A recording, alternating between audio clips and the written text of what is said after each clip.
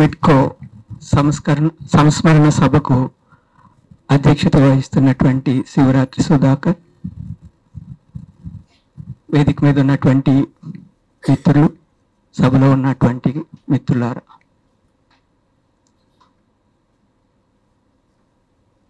చాలా విషయాలు మాట్లాడుకున్నాం ఇప్పటి వరకు. చాలా విషయాలు మాట్లాడుకోలేదు కూడా. మాట్లాడుకోవటానికి కూడా సిద్ధంగా లేనటువంటి సమాజం గురించి ఇప్పుడే బజిరా చెప్పారు. మన మౌనాలన్నీ యుద్ధ నేరాలే అని చెప్పినటువంటి కవి కూడా ఎక్కడో దూరంగా ఉన్నారు. ఇక్కడ ఉండాల్సినటువంటి వ్యక్తి. యుద్ధాల గురించి మాట్లాడకూడదు, లోపల యుద్ధాల గురించి మాట్లాడకూడదు, సరిహద్దు యుద్ధాల గురించి మాట్లాడకూడదు. మాట్లాడితే దేశద్రోహి అవుతావు. దేని గురించి మాట్లాడినా దేశద్రోహి. అసలు యుద్ధం వద్దన్నా దేశద్రోహి అంటున్నారు. మరి యుద్ధంలో నిలబడి మిట్కో రాసిన కథల గురించి నేను మాట్లాడాలి. ఇప్పుడు పెద్ద దేశద్రోహం చేయబోతున్నా. నేను చేయటానికి సిద్ధంగా ఉన్నాను. నాకు మిట్కో కథల గురించి మాట్లాడమన్నప్పుడు వియ్యుక్క సంపుటిలో ఉన్నటువంటి మొదటి మూడు సంకలనాల్లో ఉన్నటువంటి కథల గురించి మాట్లాడమన్నారు. నాకు తెలుసు ఆ 3 సంకలనాల్లో ఉన్నది ఆమె ఉద్యమ జీవితానికి సంబంధించినటువంటి కథలే అని. ఎందుకు మౌనంగా ఉన్నాం మనం? భయాల, స్వార్థాల? స్వార్థానికే భయం అనేటువంటి ముసుగేస్తామేమో, నాకు తెలియదు. చాలా సందర్భాల్లో స్వార్థం ఇదంతా. మనం సుఖంగా ఉండాలి, ఎవరేమైతే మనకి. అక్కడ పసిపిల్లలు లేరా? లోపల యుద్ధంలో దండకారణ్యంలో పసిపిల్లలు లేరా? పసిపిల్లలు ఆమె కళ్ళ ముందు చనిపోయారు కదా. ఈ సంవత్సర కాలంలో ఆమె కళ్ళ ముందే చనిపోయారు. ఇప్పుడు అక్కడ సరిహద్దు అటు ఇటు కూడా పసిపిల్లలు లేరా? చనిపోతున్నారు కదా. అయినా మాట్లాడం మనం. మన ఛాతీ 56 ఇంచులు పెంచుకొని దేశభక్తి అనేటువంటి మరొక ముసుగు తొడుక్కొని మానవ మారణ హోమం చేస్తూ ఉంటాం 2 చోట్ల. ఇలా ఉన్న సందర్భంలో రేణుక గురించి మాట్లాడటం, మిట్కో గురించి మాట్లాడటం, దమయంతి గురించి మాట్లాడటం, చైతే గురించి మాట్లాడటం, చాలా పేర్లతో రాశారు. శ్వేత అనేటువంటి పేరు కూడా చెప్పారు. ఆమె ఏం చేసింది?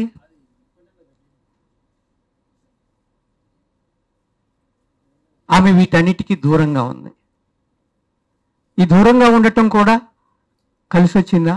ఇందాక బజిరా ఒక మాట అన్నారు కదా, ఒకవైపు ఆమెకు సానుభూతి తెలియజేస్తారు, సంతాపం తెలియజేస్తారు, మరోవైపు అవార్డులు తీసుకుంటారు. నాకు తెలంగాణలో మొదటి తెలుగు మహాసభలో, తెలంగాణ రాష్ట్రంలో జరిగినటువంటి మహాసభలు, ఆ మహాసభలకు చాలామంది వచ్చారు. అప్పుడే కరెక్ట్గా ఒక ఎన్కౌంటర్ జరిగి 6 మంది చనిపోయారు. అప్పుడే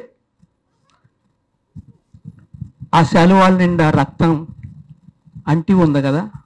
అంటి ఉన్నటువంటి ఆ శాలువాలని కప్పుకొని మురిసిపోయి ఇంటికెళ్ళి మళ్ళీ ఆ శాలువాని కప్పుకొని సెల్ఫీలు తీసుకుని, ఇది మన సమాజం. ఇలా ఉన్నాం. ఇలా ఉన్నప్పుడు రేణుక గురించి మాట్లాడుకోవాలి, రేణుక కథల గురించి మాట్లాడుకోవాలి, రేణుక ఆచరణ గురించి మాట్లాడుకోవాలి. భావుకత కిటికీలోంచి బయటికి చూస్తేనే కనపడుతుందా? భావుకత్వం, మనలో భావుకత్వం కిటికీలోంచి బయటికి చూసినప్పుడు, ఆ ప్రకృతిని చూసినప్పుడే తెలుస్తుందా? ఇంకా వేరే విధమైనటువంటి భావుకత ఏమీ లేదా? ఆ మనిషి కిటికీలోంచి కాకుండా వెనక్కి తిరిగి చూస్తుంటే అతనిలో భావుకత కలగదా? ఎక్కడి నుంచి నేర్చుకుంటున్నాం అంటే, చాలా సందర్భాల్లో ఆమె రాసినటువంటి కథలన్నీ చూసినప్పుడు నాకేమనిపించిందంటే, అదంతా వాస్తవమే. వాస్తవాన్ని కథగా మార్చటం, దీని గురించి ఎక్కువ ఆలోచించాను. వాస్తవాన్ని యథాతథంగా చెప్పినప్పుడు కథ ఎలా అవుతుంది? అదొక రిపోర్ట్ అవుతుంది. ఇందాక ఒక అనురాధ మంచి మాట అన్నారు, రెడ్ రిపోర్టర్ అని, రెడ్ జర్నలిస్ట్ అన్నారు. She's a ground reporter. ఆ గ్రౌండ్లో ఉండి మాట్లాడుతున్నారు, ఆమె గ్రౌండ్ నుంచి రిపోర్ట్ చేస్తున్నారు. అది నర్మద కావచ్చు, లేకపోతే రేణుక మిట్కో కావచ్చు, అక్కడ ఉన్నటువంటి వియ్యొక్క సంకలనంలో ఉన్నటువంటి ఆ రచయితలు ఎవరైనా కావచ్చు, వాళ్ళు గ్రౌండ్లో ఉండి మాట్లాడుతున్నారు. అంటే అడవే గ్రౌండా? బయట ప్రపంచంలో గ్రౌండ్ లేదా? బయట ప్రపంచంలో కూడా ఆమె గ్రౌండ్లో ఉండి మాట్లాడారు. అంటే వాస్తవాన్ని మాట్లాడటం అనేటువంటిది చాలా కష్టం సాహిత్యంలో. ఎందుకంటే వాస్తవం దానికి అదే సాహిత్యం కాదు. ఈ క్రమంలో మిట్కో చేసినటువంటి పని ఏంటి? మిగతా రచయితలకి మిట్కోకి తేడా ఏంటి? స్త్రీవాద రచయితలు చాలామంది ఉన్నారు. వాళ్ళ మౌనం గురించి కూడా ఎవరో చెప్పారు ఇందాక, కరుణ అనుకుంటా. వాళ్ళకి రేణుక కథలకి, మిట్కో కాకముందు రేణుక కథలకి ఏంటి దృష్టికోణంలో ఉన్నటువంటి తేడా? ఆమె స్త్రీని ప్రత్యేక అస్తిత్వంలో చూశారా? ఆమె రచయితగా, స్త్రీగా రచయిత అయ్యారా? అంటే రచయిత స్థానంలో ఉన్నప్పుడు స్త్రీత్వాన్ని తనలో ఉన్నటువంటి ఆ ఫెమినిస్ట్ కోణం మాత్రమే ఉందా, లేదా మొత్తం సమాజంలో స్త్రీ సమస్యని భాగంగా చూశారా? ఇది ప్రధానంగా పరిశీలించాల్సినటువంటి అంశం. అంటే మిగతా ఫెమినిస్టులకి, రేణుక ఫెమినిజానికి, అంటే ఫెమినిజం గురించి చాలా అధ్యయనాలు జరిగి ఉంటాయి. కేవలం శరీర రాజకీయాల దగ్గర ఆగిపోయినటువంటి ఫెమినిజానికి, సమానత్వం, స్త్రీ పురుష సమానత్వాన్ని కోరుకునేటువంటి ఫెమినిజానికి, కొంతమంది విడ్డూరపు మనుషులు మన మధ్య ఉంటారు. రేణుక ఒక విడ్డూరపు మనిషి. విడ్డూరపు చూపు ఆమెది. అంటే మనందరం చూసే చూపు కాదు. ఇందాక మీరు అనుకుంటారు, అనురాధ అన్నారు, పితృస్వామిక భావజాలాన్ని గురించి ఆమె, అంటే సమాజంలో ఉన్నటువంటి పితృస్వామిక భావజాలం గురించి ఆమె ఏ దృష్టితో చూశారు. ఎందుకు ఆమె చూపు విడ్డూరంగా కనిపించింది? ఎలా చూడగలిగారు? ఎక్కడి నుంచి వచ్చింది? సాధారణంగా మనం ఏమంటామంటే పుస్తకాలు చదివి అధ్యయనం చేయటం, దీని గురించి రచయితలు అధ్యయనం చేయటం ద్వారా సాహిత్యాన్ని మరింత సుసంపన్నం చేసుకోవచ్చు అనుకుంటాం కదా. ఆమె కేవలం సాహిత్యాన్ని చదవలేదు, మరి జీవితాన్ని చదివింది, జీవితాన్ని అధ్యయనం చేసింది, వ్యక్తుల జీవితాలను అధ్యయనం చేసింది, కుటుంబంలో జీవితాన్ని అధ్యయనం చేసింది, కుటుంబంలో స్త్రీ పురుషుల మధ్య ఉండేటువంటి సంబంధం గురించి అధ్యయనం చేసింది. అంటే అధ్యయనం పుస్తకాలకు పరిమితం అవ్వలేదు. ఆ తర్వాత విశాలమైనటువంటి సమాజాన్ని అధ్యయనం చేసింది. చివరికి మరింత విశాలమైనటువంటి విప్లవాన్ని అధ్యయనం చేసింది. ఈ అధ్యయనం చేసేటువంటి క్రమంలో రేణుక మిట్కోగా ఎలా మారిందో గమనించగలం. ఆ మిట్కో ఈ సాహిత్యాన్ని అంతటినీ మనకు అందించడంలో చూపినటువంటి దృక్పథాన్ని కూడా మనం అర్థం చేసుకోగలం. అయితే ఇంత అందమైన కథలు ఎలా రాయగలిగింది? ఈ పదం నేను వాడుతున్నాను, భావుకత గురించి మాట్లాడుతున్నాను కాబట్టి అందమైన కథలు అంటున్నాను. ఇంత శిల్ప పరిణతి ఆమెకు ఎలా అబ్బింది అంటే ఈ అధ్యయనం ద్వారానే. ఈ అధ్యయనంలో కూడా మళ్ళీ చివరి దశకు వచ్చినప్పుడు విప్లవ మానవిగా ఆమె ఎలా రూపొందింది? కేవల మానవిగానా, విప్లవ మానవిగానా? కేవల మానవికి విప్లవ మానవికి తేడా ఏంటి? విప్లవంలో ఉండటం ద్వారా ఆమె ఎలా మారింది? ఎక్కడ మొదలెడదాం? నాకు ఇచ్చినటువంటి కథల్లో ఈ 3 సంపుటాల్లో 3 సంకలనాల్లో 19 కథలు ఉన్నాయి. 19 కథల్లో మొదటి కథ వెనుకబాటు అనేటువంటి కథ.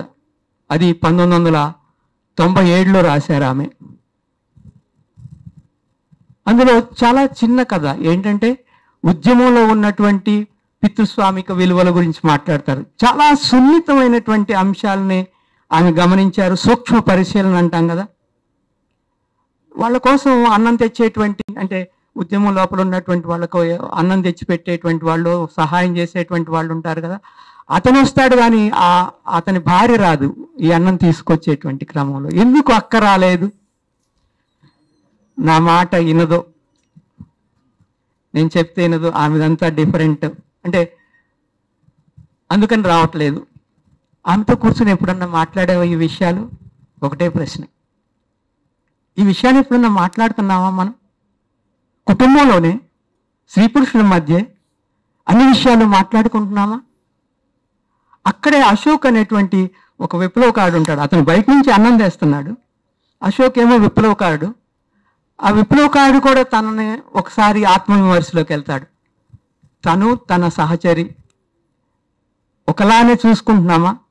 అంటే 97 అంటే అప్పుడు బలంగా విప్లవోద్యమంలో కూడా స్త్రీ పురుష సంబంధాల గురించి, పురుష ఆధిపత్యాల గురించి, పితృస్వామ్యం గురించి బాగా డిబేట్ చేస్తున్నటువంటి సందర్భంలో రాసినటువంటి కథ. ఇంకా ఆమె ఉద్యమంలోకి, అజ్ఞాత ఉద్యమంలోకి వెళ్ళకపోవచ్చేమో కానీ ఉద్యమానికి సంబంధించి, అంటే చాలామంది ఉద్యమాల నుంచి బయటకు వచ్చినటువంటి వాళ్ళు అక్కడ కుల సమస్యని పట్టించుకోరు, అక్కడ స్త్రీల సమస్యని పట్టించుకోరు.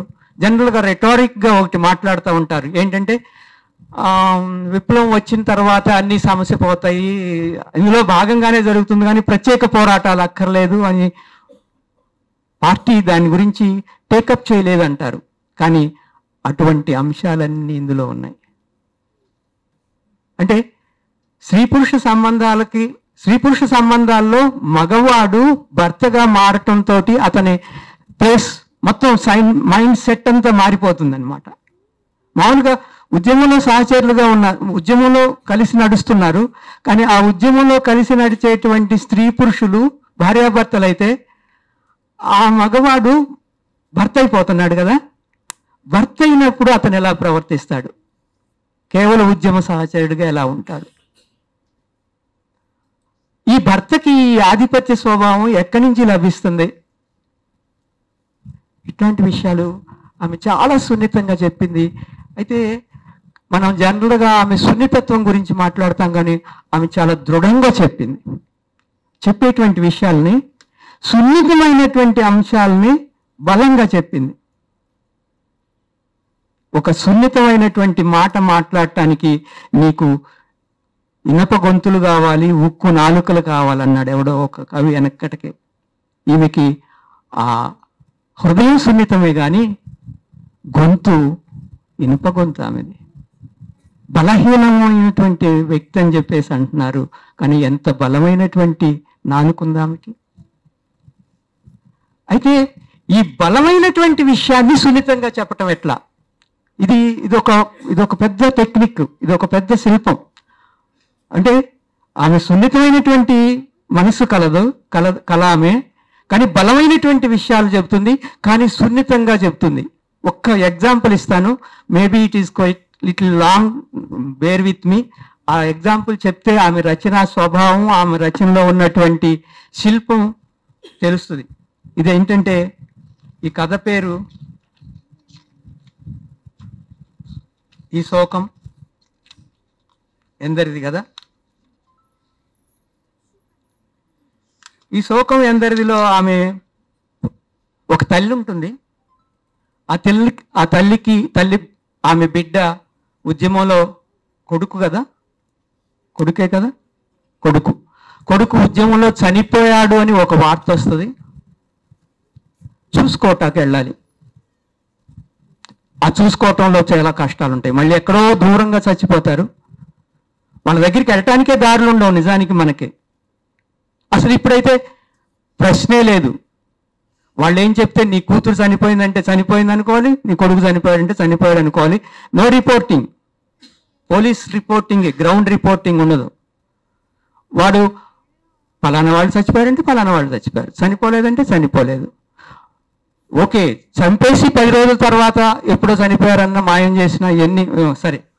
ఆమె తన కొడుకుని చూసుకోవటానికి వెళ్తున్నటువంటి సందర్భంలో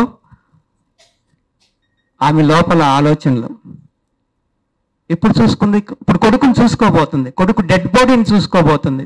డెడ్ బాడీని తెచ్చుకోబోతుంది. కమలవ్వ, చూసుకోరా నీ కొడుకును, తొలిసూరు కాన్పుల మగపిల్లగాడు పుట్టిండు. అదృష్టవంతురాలివి బిడ్డ. తన తల్లి తన పక్కన పడుకోబెడుతుంటే మాతృత్వపు మమకారం గుండెల్లోకి తన్నుకొస్తుంటే కాన్పులో పడ్డ కష్టమంతా మరిచిపోయి మెరిసే కండ్లతో ఆర్తిగా చూసుకుంది మొదటిసారిగా తన కడుపు పంటను. ఎక్కడికి? కొడుకు శవాన్ని చూసుకోవటానికి వెళ్తూ ఆమె కొడుకుని మొదటిసారి ఎప్పుడు చూసుకుంది, ఏ ఏ సందర్భాల్లో చూసుకుంది అంటే కొడుకు జీవితాన్ని అంతటినీ వెనక్కి తిరిగి ఆమె చూసుకుంటుంది. దీని ద్వారా ఏం చెప్తుంది ఆమె? మొత్తం అతని ఆచరణ జీవితాన్ని చెప్తుంది. కానీ ఎక్కడ చెప్పింది? ఫస్ట్ తల్లి ఆ బిడ్డను తీసుకొచ్చి చేతిలో పెట్టి చూసుకోరా నీ కొడుకుని అని చెప్పిన ఆ మొదటి ఆర్తితో కూడినటువంటి చూసుకుందంట మొదటిసారి తన కడుపు పంటను. తర్వాత స్నానం చేయించి దిష్టి చుక్క పెట్టి పాలిమ్మంటూ తన ఒళ్ళో పడుకోబెడుతూ అంతా నీ మొగని పోలికనే అని నాయనమ్మ తన చెంప పిండితే సిగ్గుపడుతూ తృప్తిగా చూసుకుంది తన కొడుకును. నీ కొడుకు ఆరోగ్యంగా చలాగ్గా చెండు లెక్కనున్నాడు, మందులేం అవసరం లేదు అని డాక్టర్ అమ్మ చెప్తే సంతోషంగా చూసింది కొడుకు వంక. తర్వాత మనోడు బల్లే ఫస్ట్ అంట, బాగా చదివించు, నీ కొడుకు కలెక్టర్ అవుతాడని పెద్దసారి చెప్పిండే అని భర్త చెప్పినప్పుడు కొడుకు వైపు తబ్బిబ్బైతూ చూసింది. నీ కొడుకేమమ్మా చదువుల ఫస్టే, ఆటల్లో ఫస్టే, పాటలల్లో ఫస్టే, చూడు ప్రైజులన్నీ నీ కొడుకే అని బల్లె ఆటల పోటీలప్పుడు స్టేజ్ మీద ప్రైజ్ తీసుకుంటున్న కొడుకును చూస్తూ పక్కింటి ఆమె అంటుంటే మురిసిపోతూ చూసింది కొడుకును. ఎంత చెప్పినా వినకుండా ఎండల ఆటలాడుతుంటే వీపు మీద 4 దెబ్బలేస్తూ కోపంగా చూసింది. నువ్వు అమ్మ కొడుకువా నాయన కొడుకువా అని అడిగితే అమ్మ కొడుకునే అని తన డొక్కలో దూరిపోయిన కొడుకును తడుముతూ ఆప్యాయంగా చూసింది. నేను బాగా చదువుకుని కలెక్టర్ని నిన్ను నాయన్ని కార్ల కూర్చుండబెట్టుకొని తిప్పుతా అన్న కొడుకు వైపు ముచ్చటగా చూసింది. అమ్మ, చిన్న సర్వతోని నీతో పాటు నేను కూడా నీళ్లు మోస్తానే అన్న కొడుకు వంక ప్రేమగా చూసింది. మీ ఓడికి ముళ్ళిరిగింది, ఏడ్చుకుంటా బడికాడనే ఉండని కొడుకు సోపతిగాళ్ళు చెప్తే ఉరుక్కుంటా పోయి నెప్పితో బాధపడుతున్న కొడుకు వైపు విలవిలలాడుతూ చూసింది. పక్కుల్లో పెద్ద బల్లె చదువుతున్నప్పుడు బల్లె జరిగిన పాటల పోటీలో తన కొడుక్కే ఫస్ట్ ప్రైజ్ వచ్చిందని పక్కింటి పిల్లగాడు చెప్తే కొడుకు సంతోషాన్ని పంచుకోవాలని ఆతృతగా ఎదురు చూస్తుంటే వచ్చిన ప్రైజును అంగిల దాచుకొని నాకు ప్రైజు రాలేదమ్మా అని దొంగ ఏడుపు ముఖం పెట్టిన కొడుకును నెత్తి మీద మొట్టుతూ మురిపంగా చూసింది. అమ్మా, బడి నుంచి వస్తుంటే తోటల బంతిపూలు కనపడ్డాయి, నువ్వు పెట్టుకుంటావని తెచ్చిన జల్ది పెట్టుకో అంటున్న కొడుకును అపురూపంగా చూసింది. ఆ తర్వాత ఊరంతా ఉద్యమమైనప్పుడు ఊరేగింపులో జెండా పట్టుకుని అందరికంటే ముందు నడుస్తున్న కొడుకు వంక సగర్వంగా చూసింది. బొడ్రాయి మీద నిలబడి రేలారే అని కొడుకు గొంతు విప్పితే అమ్మో ఎంత చక్కగా పాడుతుండమ్మా పిల్లగాడు అని చుట్టూత అమ్మలక్కలు అనుకుంటుంటే పరవశిస్తూ చూసింది. ఒగ్గు కథ చెప్తూ మధ్యలో హాస్యం చెప్తుంటే నీ కొడుకు చూడే ఏం కథలు పడుతుండు అని పక్కింటి ముసలమ్మ మెటికలు విరుస్తుంటే పడి పడి నవ్వుతూ చూసింది. 4 బిడ్డల కథను తన కొడుకు హృదయంగా చెప్తుంటే కంట తడిపెడుతూ చూసింది. బొడ్రాయి మీద నిలబడి కంచు కంఠంతో ఆవేశంగా తన కొడుకు ఉపన్యాసం చెప్తుంటే ఉద్రేకపడుతూ చూసింది. రాత్రి తన పక్కనే పడుకుని వేకువ గురించి కలలు గంటూ ఆ కలలను తనతో పంచుకుంటుంటే చీకట్లోనూ వెలుగుతున్న కొడుకు కండ్లను తదేకంగా చూసింది. ఆ తర్వాత నిర్బంధం విరుచుకుపడి ఊరంతా ఒక్క అడుగు వెనక వేస్తే ముందుకే సాగుతానన్న కొడుకు వైపు ఆందోళనగా చూసింది. ఉద్యమమే ఊపిరని చెప్పి ఆ ఉద్యమానికి ఊపిర్లు పోయటానికి దూర తీరాలు సాగి వెళ్తున్న ఒక్కగానొక్క కొడుకును కన్నీళ్లు పెట్టుకుంటూ దిగులుగా చూసింది. నీ కొడుకును తలుచుకొని గర్వపడు కమలమ్మ, నేనెందరికో చదువు చెప్పినా నా దగ్గర చదువుకున్న వాళ్ళు కొంతమంది పెద్ద పెద్ద ఉద్యోగస్తులయ్యిండ్రు, కొంతమంది చిన్న చిన్న ఉద్యోగస్తులయ్యిండ్రు, ఆస్తిపరులయ్యిండ్రు, వీడొక్కడే ఇట్లయిండు. అదొక్కటే నాకు తృప్తమ్మా, నేను గర్వంగా చెప్పుకునే శిష్యుడు వీడొక్కడే అని యాదయ్య సార్ చెప్తుంటే కండ్ల ముందు మెదిలిన కొడుకు రూపం వంక విస్మయంగా చూసింది. మేము ఆ రోజు శాతకాక తుపాకులు విలేసినమే కమల, మా నాయకులు దొంగలని అప్పుడు అర్థం కాలే. అర్థమయ్యేటప్పటికీ వయసు మీద పడ్డది. ఇప్పుడు నీ కొడుకు నడుస్తున్న తొవ్వే సరైన తొవ్వ. పోన్లే, తాతలు వదిలేసిన తుపాకిని వాడన్నా పట్టిండు అని తన మేనమామ సంతృప్తిగా చెప్తుంటే కండ్లకు కట్టిన కొడుకు రూపాన్ని అబ్బురంగా చూసింది. ఉద్యమమే ఊపిరిగా బతుకుతున్న కొడుకు 10 ఏళ్ల తర్వాత ఎదురుగా నిలబడి అమ్మా అని నవ్వుతూ పిలుస్తుంటే తన్మయత్వంతో ఒళ్ళంతా కళ్ళు చేసుకుని చూసింది. మళ్ళీ ఇన్నేళ్లకి నీ కొడుకును చంపేశాం, వచ్చి చూసుకో అని పరమ క్రూరంగా పిలిస్తే ఎలా చూసేది నా కొడుకుని?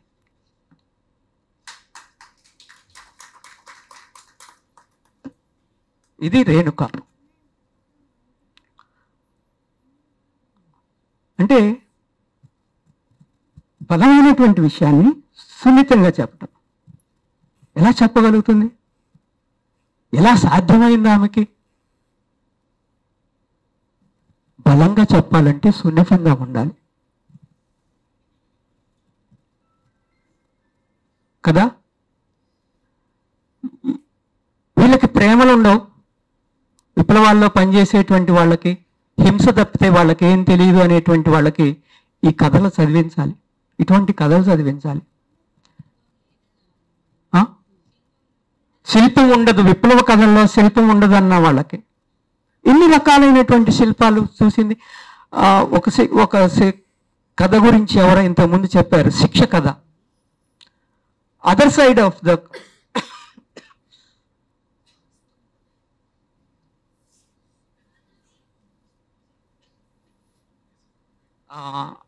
సుధాకర్ నన్ను క్షమించి కొంచెం 2 నిమిషాలు అదనంగా మాట్లాడతాను, ఓకే కదా?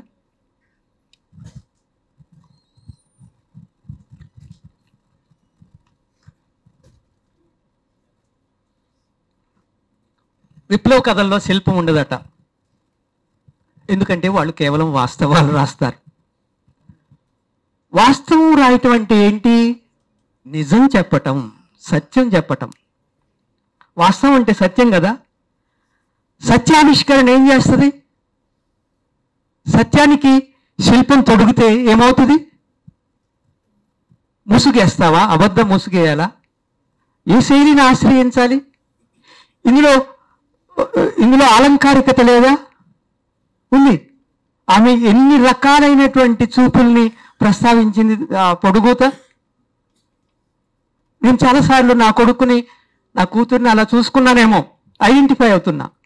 అక్కడ తల్లి, కానీ తండ్రిగా కూడా నేను ఐడెంటిఫై అవుతున్నాను కదా. ఇంతకంటే మించినటువంటి శిల్పం ఏముంది? ఆమెకు ఆ శిల్పం ఎక్కడి నుంచి వచ్చింది? ఎప్పుడైనా సరే శిల్పం దృక్పథం నుంచి వస్తుంది. దృక్పథాన్ని విడదీసి చేసేటువంటి శిల్పం అంతా అసత్యమే. నాకు అనిపిస్తుంది ఆ దృక్పథం ఎంత బలమైంది. తన కొడుకుని చూడటం గురించి మాట్లాడలే, తన కొడుకు జీవితం అంతా వర్ణించింది కదా. పుట్టిన పసిగుడ్డు దగ్గర నుంచి ఉద్యమంలోకి వెళ్ళినటువంటి, చనిపోయినటువంటి వరకు. అంతేకాదు అతని తాత విడిచినటువంటి తుపాకీని అందుకోవటం వరకు. ఇది శిల్పం అంటే. ఎలా సాధ్యమైందంటే కేవలం దృక్పథం వల్లే సాధ్యమైంది. నేను నా మాటలు చెప్పలేకపోతున్నానేమో కానీ అల్లం రాజయ్య శిల్పాన్ని, వస్తువుని, దృక్పథాన్ని విడదీసి చూడకూడదని చెప్పి ఎన్నోసార్లు చెప్పాడు. ఎన్నోసార్లు చెప్పినప్పుడు అతని థియరీని మనం అర్థం చేసుకోవాలంటే ఇటువంటి లక్ష్యాల దగ్గరికి వెళ్ళాలి. లక్షణాలు కేవలం చాలవు. లక్ష్యాల దగ్గరికి వెళ్ళాలంటే మిట్కో లాంటి ఒక రచయిత కావాలి మనకి. మిట్కో లాంటి రచయిత కావాలంటే మిట్కోలాగా జీవితపు ఆచరణలో ఉండాలి. వాళ్ళు ఎలా అయ్యారు మానవులుగా? విప్లవం ఏం చేస్తుంది మనుషుల్ని? మూసుకున్న హృదయం కథలో ఒక మాట ఉంటుంది. చాలాసార్లు భర్త విలన్ అయినప్పుడు భార్య భర్తని తరిమేస్తూ వచ్చినప్పుడు తలుపులు మూసేసినటువంటి భార్యలు సినిమాల్లో కూడా ఉన్నారు. చంపేస్తారు కదా వెనకపడి, లేకపోతే అట్లా అడ్డంగా నిల్చుంటుంది భార్య, ఆ ఊరంతా అతన్ని తరుముతూ వస్తే లోపల ఇంట్లో ఎక్కడో దాక్కుంటాడు, ఈమె ఇట్లా పక్కన. ఇలాంటి సినిమాలు కూడా చూసాం కదా మనం, ఇలాంటి సినిమాలు కూడా చూసాం. కానీ చివరికి ఒక మాట ఉంటుంది, ఏంటంటే అది పార్టీ దగ్గరికి వెళ్తుంది, అతన్ని చంపేయటం పార్టీ దగ్గరికి వెళ్తుంది. అతను సల్వాజుడంలో చాలా దుర్మార్గంగా ప్రవర్తిస్తున్నాడు. సల్వాజుడంని అతను స్పాన్సర్ చేస్తున్నాడు, సపోర్ట్ చేస్తున్నాడు, ప్యాట్రన్ చేస్తున్నాడు. అతన్ని చంపటానికి ఒక ప్లాన్ వేసి కామ్రేడ్స్ చంపేశారనమాట. ఇలా ప్రతీకారంతో చంపటం మన దృక్పథానికి విరుద్ధం కదా అని ఒక డిబేట్ జరుగుద్ది. అది శిక్ష కదా, ఓకే శిక్ష కథలు. నేను ముందు అందుకే శిక్ష కథ అన్నాను, తర్వాత ఇటే. మరి వీళ్ళు చాలా క్రూరంగా ఉంటారు, హింసాత్మకంగా ఉంటారంటారు. హింసను ఎలా నిర్వచిస్తాం మనం? హింసను ఎలా నిర్వచిస్తాం? ఈ హింసని నిర్వచించటానికి కావలసినటువంటి ఒక తాత్వికమైనటువంటి దృక్పథం లేకుండా ఆ కథలు రావు. అంటే మామూలుగా చెప్పుకోవచ్చు, ఆమె డైరీ రూపంలో కథ చెప్పచ్చు, లేకపోతే రెండు కథలని ఇద్దరు తల్లులు అని చెప్పేసి ఇటు వేణు జీవితాన్ని అటు యాదగిరి జీవితాన్ని అందరూ చదివి ఉంటారు కాబట్టి నేను ఇట్లా మాట్లాడుతున్నాను.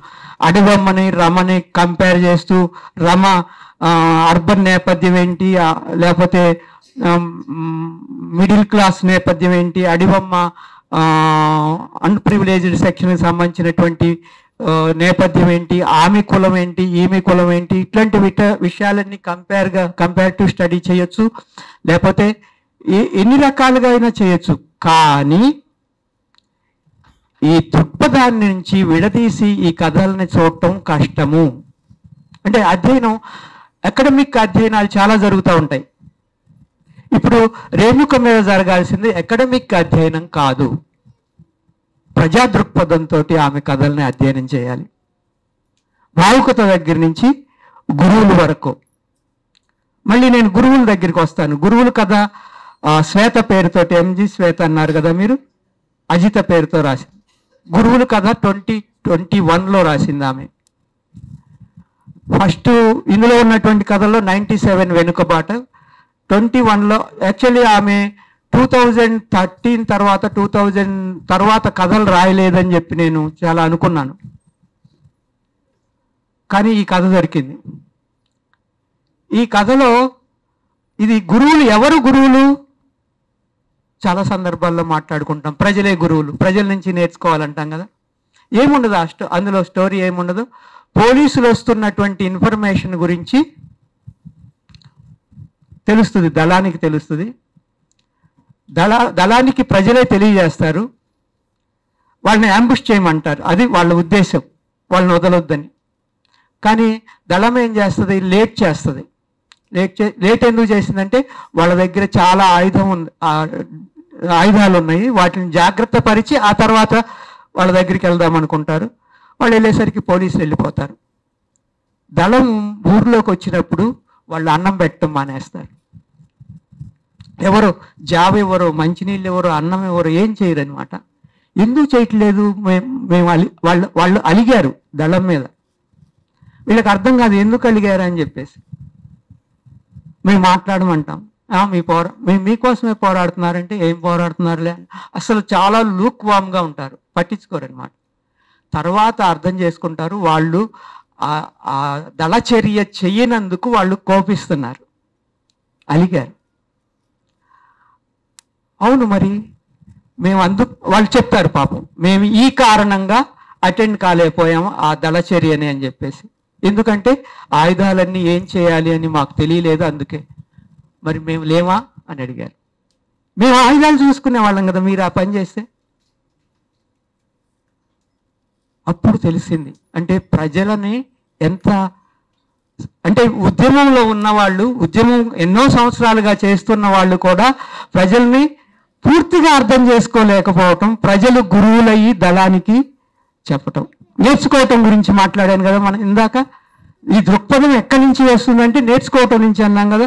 నేర్చుకోవటం ఎక్కడి నుంచి వస్తుందంటే జీవితం నుంచి అన్నాం. నేర్చుకోవటం ఎక్కడి నుంచి వస్తుందంటే సమాజం నుంచి అన్నాం. నేర్చుకోవటం ఎక్కడి నుంచి వస్తుందంటే విప్లవం నుంచి వస్తుందన్నాం.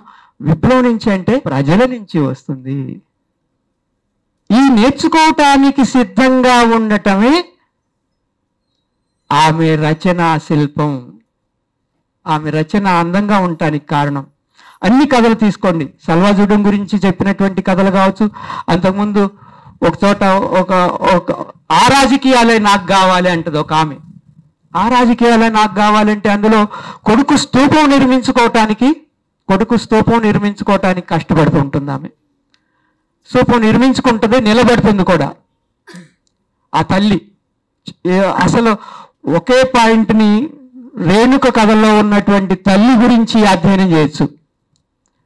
విట్కో కథల్లో మాతృత్వం అని చెప్పేసి తెలుగు యూనివర్సిటీలోనూ ఉస్మానియా యూనివర్సిటీలోనూ పరిశోధన చేసి ఎంఫిల్లో డాక్టరేట్ తెచ్చుకుంటారా? ఇప్పుడే మౌనంగా ఉన్నాం మనం. ఎంఫిల్ డాక్టరేట్లు దాకా ఎందుకు వెళ్తామా? అక్కడ అసలు ఆ టాపిక్ ఒప్పుకుంటారా? 50 సంవత్సరాల వరవరరావు గారి కవిత్వం గురించి ఒక్క పిహెచ్డి వచ్చిందా? వస్తుందా? వాళ్ళకి కావాలి ఈ అధ్యయనానికి? అధ్యయనం చేసేటువంటి దమ్ము ఉందా? ఇన్ని భయాల మధ్య నేను ఆగిపోతాను, ఎక్కడ ఆగాలి కాబట్టి నా నా నా అపీల్ ఏంటంటే రేణుక కథల్ని అవి ముందు తరం ఫెమినిస్ట్ దృక్పథం అని చెప్పేసి స్టాంప్ చేసి చెప్పినటువంటి కథలు కావచ్చు, ఉద్యమంలో ఉన్నటువంటి ఉద్యమ కథలు కావచ్చు, వీటినన్నిటినీ అధ్యయనం చేయటానికి మనకి కావలసినటువంటి దృక్పథం ఏంటి? రేణుక ఏ దృక్పథంతో అయితే ఆలోచించిందో, రేణుక ఏ ఆచరణ అయితే స్వీకరించిందో దాన్ని స్వీకరించకుండా, దాన్ని అర్థం చేసుకోకుండా, ఆ దృక్పథాన్ని మనం వంటబట్టించుకోకుండా రేణుక కథల్ని అధ్యయనం చేయలేం. చాలా సందర్భాల్లో మనం ఎక్కువ రేణుక కథల గురించే మాట్లాడుకుంటున్నాం, విట్కో కథల గురించే మాట్లాడుకుంటున్నాం. దమయంతిగానో మరో పేరుతోనో ఆమె రాసినటువంటి వ్యాసాలు వరలక్ష్మి మాట్లాడతారేమో నెక్స్ట్. వాటి గురించి ఎవరో నేను అరుణతార పత్రిక తీసుకోగానే చూశాను, ఎవరైనా వాటి గురించి 4 పుస్తకాల గురించి మాట్లాడతారని. వేణుని అడిగాను, వేణు ఈ పుస్తకాలు కరుణ ఏదో మాట ఉంది, ఆ పుస్తకాలు దొరకట్లేదని చెప్పి అంది ఒక చోట.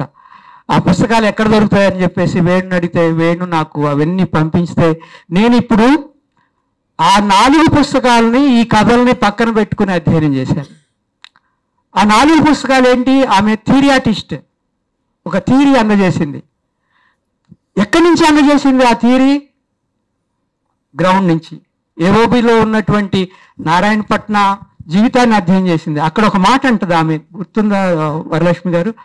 అక్కడ దళితులకి ఆదివాసీలకి వైరుధ్యం ఏర్పడుతుంది. అక్కడ ఆదివాసీల్లో నేతృత్వానికి ఎదిగిన వాళ్ళకి, ఈ ఆదివాసీలో పోరాటంలో ఉన్న వాళ్ళకి వైరుధ్యం ఏర్పడుతుంది. అక్కడ చాసిమూలియా అనేటువంటి ఒక సంఘం ఉంటుంది, ఆదివాసీ సంఘం. దాని మీద నిషేధం లేదు, అప్రకటిత నిషేధాలు ఉంటాయి కానీ బహిరంగంగా పనిచేస్తూ ఉంటుంది. మావోయిస్టులు వీళ్ళిద్దరికీ మధ్య సంఘర్షణ ఏర్పడుతుంది. నిజానికి చాసిమూలియాలో పనిచేస్తున్నటువంటి అర్జున్ని మావోయిస్టులు చంపేస్తారు. ఇన్ని వైరుధ్యాలకు సంబంధించినటువంటి అంశాలని తెలుసుకోవాలంటే కంపల్సరీగా మనం గ్రౌండ్లోకి వెళ్ళాలి. సుందరయ్య విజ్ఞాన కేంద్రంలో దొడ్డి కొమరయ్య హాల్లో మనం రేణుకుని అధ్యయనం చేయలేమని చెప్తూ సెలవు తీసుకో.